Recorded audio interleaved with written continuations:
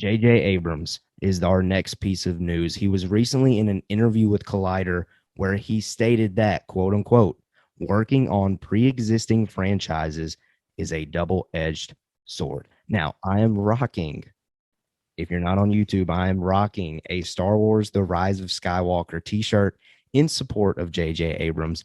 Despite the film's flaws, there's always some flaws here and there, but, I figured I'd show some love for JJ while we're talking about JJ this week.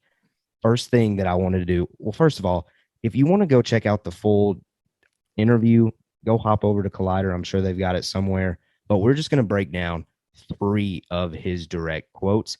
And the first one is the one that I've already said. Well, I'll say that the opportunity to get to work on any pre existing franchise is definitely a double edged sword. Honestly, I think there's just pros and cons. I would love to work on a Star Wars project, but the negatives behind that is everyone is probably going to come at me as far as what I should do, how it should look, how it should land, and the list goes on. What do you think about that quote? Any other takeaways you want to add to that? I would never want to be in that position. That's where I'll stand on that, because it's like being president. You ain't gonna make everybody happy, man. You just can't. And talk about pressure, And I, he. I'll just say touche to what he says, because I'm out. Yeah, fair. All right, next quote that I wanted to specifically discuss, quote unquote, from JJ. While I'm incredibly grateful and proud to have been involved in the projects, of course, all I see is what things could have been and what we might have done. I think JJ, and this is what great professionals do, they look back on things that they've done before and they notice things that they wish they could redo. And I really wish I could get inside his brain and specifically see what he wants to change in specifically The Force Awakens, even though I love The Force Awakens. And definitely, I feel like there's probably more with The Rise of Skywalker. Thoughts on that? I felt like you said, great professionals look back, but also great professionals know how to handle interviews. And this is a great way of him saying, hey, look, guys, I would have changed stuff too. Like it's not as easy as it seems. To me, he was blatantly saying Rise of Skywalker, but maybe that's just my bias. Well, and but I also think maybe some Star Trek too. Oh, yeah. You're probably right as well. Because I know for me, I love, again, I know this is a Star Wars podcast. Don't come at me, guys. I enjoyed JJ's Star Trek because, to be fair, a lot of Trekkies say that JJ Star Trek was very Star Warsy. That's probably why I loved it so much. Yeah. No, for sure. I think I'm not involved with Mission Impossible as well. Yeah, no, I think that was like his directorial debut, maybe. I don't know. He got in on Mission Impossible 3. I think he was in on that. And it may have revitalized the franchise, if I recall. That was before our time, I think, or we were young, but maybe. It's a great movie. Like it's a really good one. But yeah, he got on that. So go ahead. Well, listen, again, it makes sense. He's grateful and proud to work on the stuff, but obviously, just like we would if we were in that position, looking back on it, there's things that we as fans wish had gone different. I think it's great to see that JJ is kind of in that same mindset. Last quote that I wanted to discuss here from JJ's interview: the few things that I'm working on now as a writer are original ideas. I just feel as a director, I really would love to have my next projects be things that didn't pre-exist me necessarily. My big takeaway from that, just to get it out there, I think this is a nail in the coffin, 100% proof.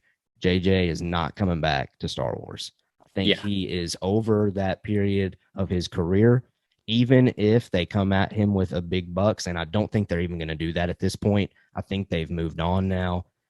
He's not coming back, which I think we've voiced it before. We like JJ. We like his work. The Force Awakens was great. The Rise of Skywalker, he tried to maybe save things that a lot of fans didn't like, which, okay, we might go down a rabbit hole here for a second. I personally think that if JJ had stuck to the Last Jedi's decisions, that maybe we would have looked back on The Last Jedi and appreciated it a little bit more. Yes. So you agree Yes. then? Yes. Yes. Like, come on. We need to do like a deep dive. We need to call it the deep dive and do it about these movies because we always touch on them and we don't get to dig in. All Yeah. I'll say is there, we had that leaked. This is what the old Rise of Skywalker could have been. Yeah. Dude, like if he Like, are would have you talking just about Colin Trevorrow's yes, script yeah, leak? Okay. Trevorrow's, yeah, the Okay. script leak, sorry. Okay. If we would have got some of that stuff, it's like they had a thing and they were like, this thing sucks. We don't know. This thing sucks. Call JJ and like a week, we need a script in a week Mm. and just get his buddy who's the other writer? Chris Terrio? Chris Terrio, Yeah, Justice get League him. writer. Let's get in a room and you guys just do it. Right. We need Emperor back. Like that's how I felt. And I say that in the frame of JJ. I felt bad for JJ because yeah, he took it on. He's the director. It's on him, right? At the end of the day, he's the director. It's on him. However, I truly feel like he was just the guy who took the bullets for the other people. That's how I feel in this situation. Now, that may be controversial. I don't know if you agree with me or not, but no, I don't know. I don't know. I'd have to think on that. I mean, part of me is just like, look, JJ, you did it. You had an opportunity to make it good, and it was kind of down the middle for me, at least. The Rise of Skywalker for me was a fun ride. Yeah, I'm about to say, not a bad movie to me. Yeah, that's what I'm looking for is a fun ride. But I know with Star Wars, as canon junkies, as fans, we want all these answers. The Palpatine thing is the biggest thing, I think, for a lot of us. And maybe we're fixing to get answers with that, with the Mandalorian and all these other things. But those are things that you got to answer in the films, like that hand getting cut off the comic book a couple weeks ago you mentioned. That's not something that you should save for a comic book. That's something that should be involved in the trilogy. I know. But yeah. So yeah, I don't know. I did like Trevorrow, or however you say his last name. I think it's Trevorrow. Trevorrow. Right? I did like his his script, at least reading it. Now, execution is a completely different thing. That's and right. That takes me down the path of General Hux, and this was a thought of mine earlier this week. I think it was tweeted out. General Hux, for me, as soon as I saw The Force Awakens, I thought there's going to be this great dynamic between Kylo and General Hux where there's two big baddies bumping heads with each other, and eventually Kylo is going to axe them. That's what I thought was going to happen. Hux became such a comedic relief that it was like not laughable in a good way. It physically pissed me off. It was like, this is dumb. This is dumb. Because he, even in Last Jedi, he tiptoed being ridiculous there, especially at the beginning when he's like, oh, what's going on? And he like slams him into the ground. And he's dragging him around and stuff. I was just like, okay. But at the end, when Kylo's just like, more. And he like slam Hux into the wall or something? He throws him into the wall. Yeah. Pull on that thread, JJ. Come on. Dude, that would have been awesome. We would have had the Sith side and the actual like Empire type, military side. Oh, dude. Well, and it's just, and maybe we should, again, I think we do need to do a deep dive into these things. We do, man. But yeah. But sorry. Anyway, you said, that's a deep rabbit hole we could go down here, and we don't mean to take you guys down the rabbit hole, but I'm sure you have feelings on this too. We're Star Wars fans. Naturally flowing with this conversation, man. You never know where it's going to go. Especially when you bring up JJ Abrams, the sequel trilogy, The Last Jedi, and everything. Yeah, we're going to be talking hours on that, So you know what? Let's just pause there. Regardless, JJ Abrams, speaking about working on pre-existing franchises, we know for us, as soon as we hear that he's talking about Star Wars, obviously that's the one that's freshest, but obviously he has worked on Star Trek, Mission Impossible, so he's got other franchises that he's done before. I would make the argument though that Star Wars is definitely the biggest of those three. Oh yeah, I mean 100%. I think the numbers back you up on that. It's nice to see him reflecting. It's nice for him to see, or to say at least, that he wishes he could go back and maybe tweak some things.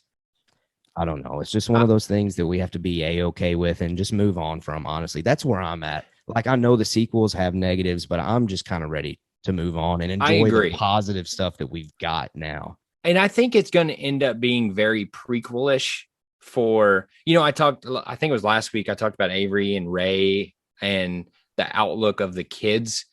I Yeah, think it's going to be very prequel-y when we're older, because I think we're going to look back on Force Awakens and see just how much fun it is and how much like just adrenaline pumping it is and agreed. nostalgia. And I think we're going to look at Last Jedi and be like, oh, dude, all the Rey and the Kylo stuff was sick. And Luke finally saving them. That's sick. We're not going to, Mm. I don't know. I think we're going to get this hazy effect. I hope we do. And I just am ready as well to just be able to accept them for what they are. They're not freaking rewriting them or whatever people are asking for. Yeah, They are what they are. retconning. Retconning. They're going to try to flesh it out with the animation and with Disney Plus. Okay. They've already shown us they're going to do that with comic books too. And that's okay. Does that change the movies? No, but they are what they are. So let's just roll with what you like and let's keep it going, So going back to what we were talking about, I wanted to bring up one last thing. I'm happy to see that he is working on new stuff and it's original stuff because he's a great filmmaker. Okay. This dude is legit. And I'm excited to hear he's not sticking to these franchises simply because I want to see what he can do, what else he can do. Kind of the same conversation we had about Rian Johnson, where amazing filmmaker. And if you let him really flex his muscles on a non-pre-existing franchise, he can kill it. So I'm excited to see what JJ does.